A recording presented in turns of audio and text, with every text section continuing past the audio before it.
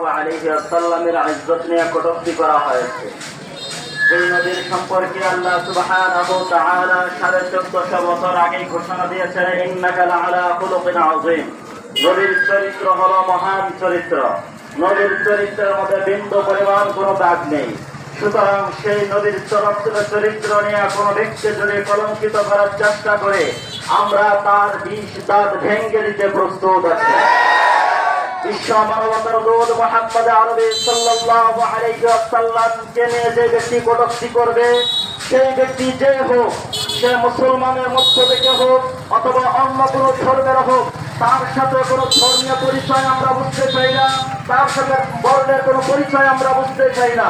যে ব্যক্তি নবীর ইজ্জত নিয়ে কটূক্তি করবে, তার একটাই পরিচয়, সে বিশ্ব মানবতার দুশমন, সে বিশ্ব সভ্যতার দুশমন, সে বিশ্ব মুসলিম জাতির দুশমন, সে বিশ্ব মুসলমানের জানের দুশমন।